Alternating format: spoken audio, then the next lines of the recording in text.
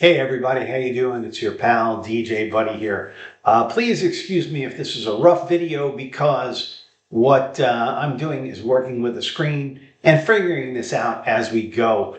But I really figure it's best to put out content as soon as possible, even if it's bumpy. What you see here in the to my left is the headline: Howard Stern's radio show to be canceled after $100 million contract wraps up.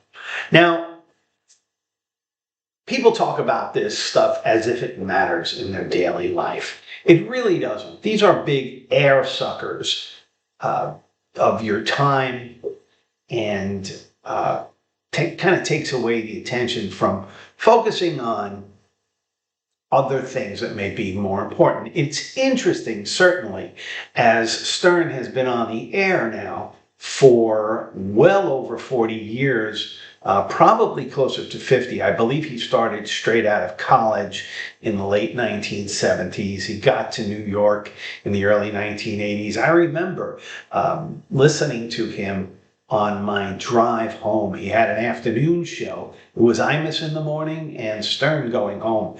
And it was not quite like anything anyone had ever heard. At least I had never heard it before. It was a really organic radio show, constrained somewhat on WNBC. And eventually the guy was fired and he went over to a station called WXRK, where he had a 20-year reign there from 1985 till 2005 when he went over to Sirius XM. Now, a lot of people criticize Howard for selling out and becoming a lefty and a Hollywood butt kisser and all this kind of thing. Now, that's his business, okay? I stopped listening to him 12 or 13 years ago, hung in there far longer than I should have or needed to. But I can tell you in the early days, there was something there about this guy that was completely organic and different. You would have a show that took on a life of its own. He would speak to regular people, the people around him working, and dig a little bit, find out about them, and kind of push the limits. Ask questions of people that you typically wouldn't answer, and rather ask.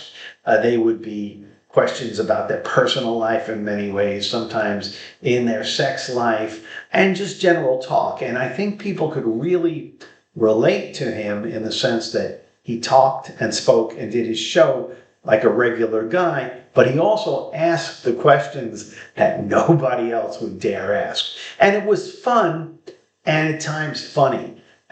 In fact, it was very funny at times. So let's face it, most people are, if you dig a little bit, are characters of sorts. And like I said, for me, it was addicting. I was one of these guys that would tape every show, not miss a minute, and had to hear it all.